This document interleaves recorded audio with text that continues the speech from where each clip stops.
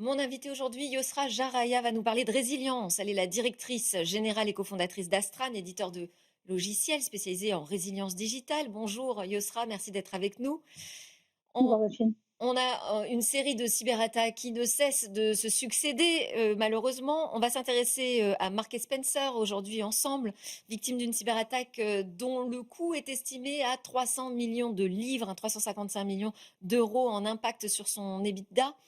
Cette chaîne de distribution britannique a été, dit-elle, profondément impactée aussi dans son fonctionnement. On parle de conséquences qui pourraient durer jusqu'en juillet cet été. Il y a d'autres enseignes d'ailleurs britanniques qui ont également été touchées par des cyberattaques. Déjà, est-ce que vous avez des informations sur le mode opératoire? Oui, en fait, ce qui est assez dingue, c'est de se dire que Marks& and Spencer, qui est évidemment un très grand groupe avec une très bonne cybersécurité, avec l'authentification multifacteur, et cetera, en fait, ils se sont fait avoir par ce qu'on appelle du social engineering, c'est-à-dire que, les hackers se sont fait passer, non pas comme on a l'habitude d'entendre pour le PDG, mais pour le service IT. Et comme, Marks& and Spencer déléguait une partie de son support IT à une entreprise externe, eh bien, les hackers se sont fait passer pour l'IT interne de Marks& Spencer et ont demandé aux personnes externes de désactiver toutes les sécurités d'authentification, ce qui leur a permis de s'infiltrer et d'aller chercher tous les fichiers de mots de passe et ensuite de mettre en place un ransomware sur l'intégralité des services de Marks& Spencer, ce qui a complètement paralysé toute l'activité en ligne et l'essentiel du coup des activités lucratives de Marks& Spencer avec les conséquences qu'on connaît. Et quel a été le temps de réaction? Parce que ça paraît complètement dingue en fait. Ces histoires de social engineering, on se dit toujours, mais comment ça a pu être possible? C'est clair. En fait, ce qui s'est passé, c'est que compte tenu de la violence de la cyberattaque, et bien que Marks& Spencer ait investi dans ce qu'on appelle le disaster recovery, donc dans la reconstruction de ces systèmes, en fait, ils ont quand même été paralysés en termes d'activité pendant plus de 45 jours sur toutes leurs activités online, click and collect, programme de fidélité, et ça à un moment absolument important de la saison de shopping, et de sorte qu'ils ont perdu plus de 300 millions d'EBITDA, comme tu le mentionnais tout à l'heure. Et d'ailleurs, leur cours de bourse s'est effondré. Ils ont perdu plus de 500 millions de pounds en cours de bourse, ce qui est évidemment extrêmement dévastateur pour une entreprise de cette taille. Bon, bah donc, si on est ensemble, c'est pour essayer de regarder quelles sont les pistes possibles. Comment est-ce que les grands groupes aujourd'hui peuvent mieux se protéger?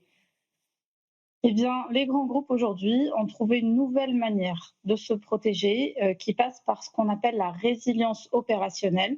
Qu'est-ce que ça veut dire? Ça veut dire qu'on va se concentrer sur les 5 à 10 processus les plus critiques de l'entreprise, donc soit ceux qui rapportent le plus d'argent, soit ceux dont l'arrêt aurait l'impact le plus important, par exemple chaîne de production, support client, par exemple les activités financières et de trésorerie du groupe, qui, si elle s'arrête, plus rien ne fonctionne.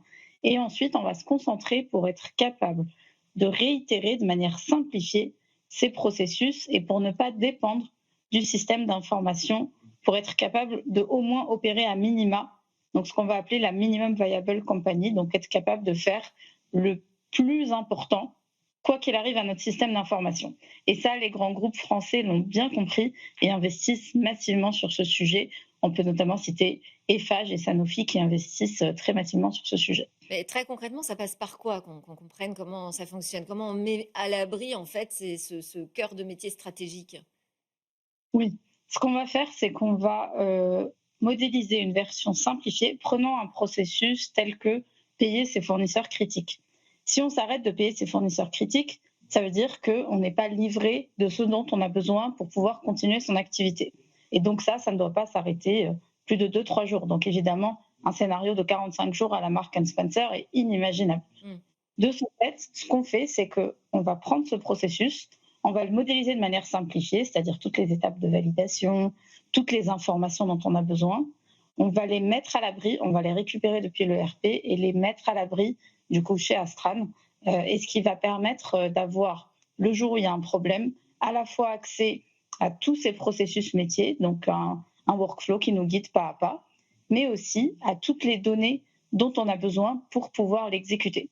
Et tout ça accéléré par l'utilisation de l'IA, pour permettre de modéliser beaucoup plus vite les processus et pour être beaucoup plus efficace avec beaucoup d'automatisation pour que le jour de la crise, on ne se retrouve pas dans la situation de Mark Spencer et qu'on soit capable d'opérer à minima les opérations les plus vitales de l'entreprise, que celle-là, vraiment, on s'assure qu'elle ne s'arrête jamais.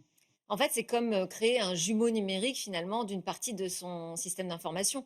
Mais alors, moi, ce que j'entends de ces grands groupes, c'est extrêmement onéreux d'imaginer créer un jumeau numérique de tout son système d'information, d'autant plus, c'est d'autant plus cher qu'il faut sans arrêt le mettre à jour. On a eu encore récemment, là en France, vous dites les groupes ont pris des décisions, alors pas tous, hein, visiblement, mais SFR a été victime d'une panne à la suite d'un problème technique sur son cœur de réseau. Ça semble quand même très très compliqué, en tout cas très cher aujourd'hui et difficilement accessible de créer un jumeau numérique qui soit tout le temps à jour hein, de l'ensemble de ces systèmes critiques. Oui, c'est là que réside toute notre innovation. C'est qu'en fait, plutôt que dupliquer à 100% le système d'information, ce qui est extrêmement onéreux et quasi impossible à réaliser en pratique, on va vraiment avoir une nouvelle méthode où on se concentre uniquement sur le plus important et on ne recrée pas le système d'information, on ne recrée pas les couches d'infrastructures basses qui coûtent extrêmement cher. On va prendre, nous, en charge, à Astran, une couche d'infrastructure suffisante pour permettre d'opérer les opérations. Donc c'est vraiment un outil métier. C'est très différent comme état d'esprit que de faire un jumeau numérique complet.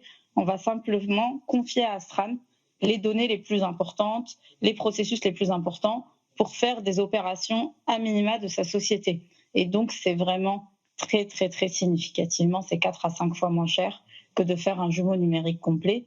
C'est pour ça qu'aujourd'hui on a beaucoup de demandes et plusieurs signatures de clients parce qu'en fait, les entreprises se sont rendues compte que le jumeau numérique complet, c'est trop lourd, c'est trop compliqué, c'est trop cher.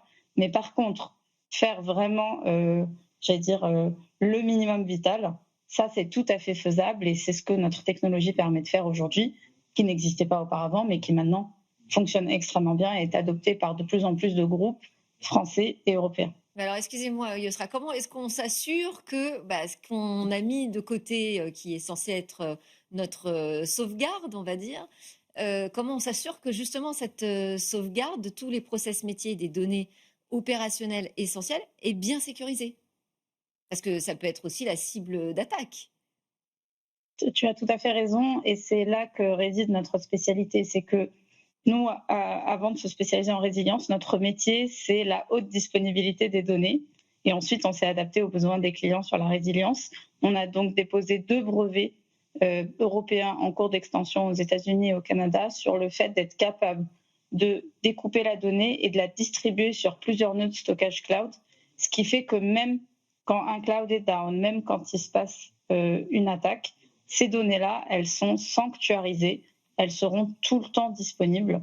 Et en plus, on met un certain nombre de sécurités supplémentaires qu'on a aussi brevetées, qui vont permettre de s'assurer que seul l'utilisateur autorisé peut accéder à la donnée et que, pour qu'il ne se passe pas ce qui est arrivé à Mark Spencer, même les utilisateurs autorisés ne peuvent pas supprimer la donnée. Ils ne peuvent que ajouter des versions supplémentaires, ce qui fait qu'on peut toujours revenir à une version propre de la donnée. Tout a été pensé, si je peux dire, c'est notre obsession, c'est notre unique métier, d'assurer la résilience de ces données vitales et de faire en sorte que le jour où il y a un problème, il suffit d'allumer Astran et on a tout ce dont on a besoin pour opérer sa société. Merci beaucoup, Yosra Jaria, de nous avoir permis de commenter cette actualité sur les cyberattaques et ces nouvelles méthodes de résilience. Je rappelle, vous êtes la directrice générale et cofondatrice d'Astran. À très bientôt. Merci.